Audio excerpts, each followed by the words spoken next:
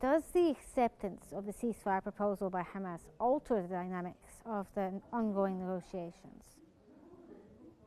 Well, the problem is that I'm not sure what is the proposal. We have been stuck at a very specific point for a very long time. On the one hand, Israel would like to proceed with an exchange of prisoners without any guarantees that the war will end. This is the point that we stopped at. They always want a temporary exchange of prisoners, while at the same time negotiations continue for for an unknown situation. But at the same time, the Israeli officials, as well as Donald Trump himself, continue expressing that Israel intends to control the Gaza Strip, that the United States wants to transform the Gaza Strip into a tourist attraction with no Palestinians, into a Riviera, and that the Palestinians who live in the Gaza Strip must be displaced. On the other hand, Hamas has always expressed that they insist that any negotiations must eventually lead to the end of the war and the end of the Israeli occupation presence in the Gaza Strip. Of course, in addition to allowing food and water and electricity and other necessary needs for the Palestinian population in the Gaza Strip to enter. This access is vital for the survival of the Palestinians in the Gaza Strip. So this is the gap. And the question is, has Witkoff and the Trump administration more generally managed to bridge this gap? Have they been able to promise the end of this war, the permanent or long-term ceasefire, or are they only also going along with the Israeli way, which only targets an exchange of prisoners without eventually ending the war, and with the Israeli continued control over the Gaza Strip and the displacement of the population? I don't have the answer, and I'm looking forward to understand further what this agreement is about. Well, so this kind of plays into the next idea here, where the Netanyahu government has declared on a number of occasions that they are not open to the two-state solution, and even declared Jerusalem as Israel's eternal capital. How does this affect its regional relations and the possibility of peace in general? Well, today we have seen how the Israeli police, but also the extreme right-wing settlers in Jerusalem have entered the old city of Jerusalem violently, have attacked civilians by different types of violence in the old city of Jerusalem. They have stormed Al-Aqsa Mosque, contrary to the status quo that is recognized internationally around Al-Aqsa Mosque.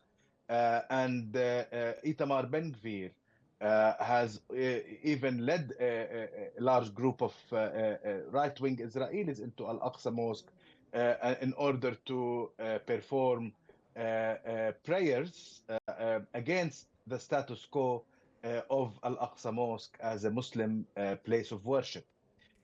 This is a step by the Israeli government that continues to show that the Israeli government is not really interested in any serious negotiations, is only interested and working on the continuation of its occupation and annexation, illegal annexation of Jerusalem.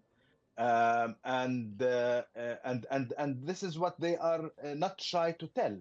They insist on showing not only claiming sovereignty, but also showing strength and power and extremism against the Palestinian population in Jerusalem, while at the same time they continue talking about annexing further territory in the West Bank in addition to Jerusalem.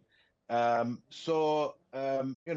is no sign that Israel, whether this government actually or many former governments as well, are interested in any way in any peaceful resolution of the occupation, despite the fact that the International Court of Justice has clarified that the continuing Israeli occupation in the occupied Palestinian territory is contrary to international law and has to end as soon as possible.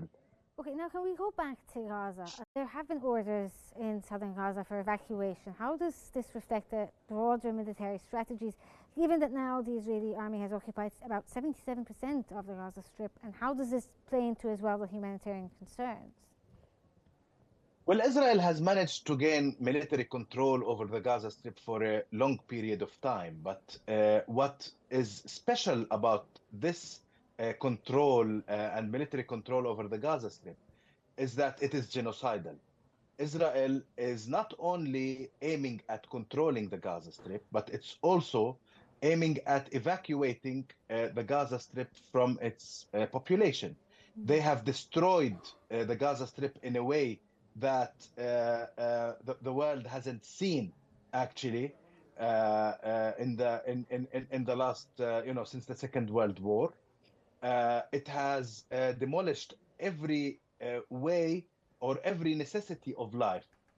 You can see that they destroyed hospitals, they are preventing food, they destroyed the UNRWA, the United Nations Relief Agencies, facilities and infrastructure. They have cut off electricity from the city. They have actually the level of destruction as well as targeting of civilians has been tremendous.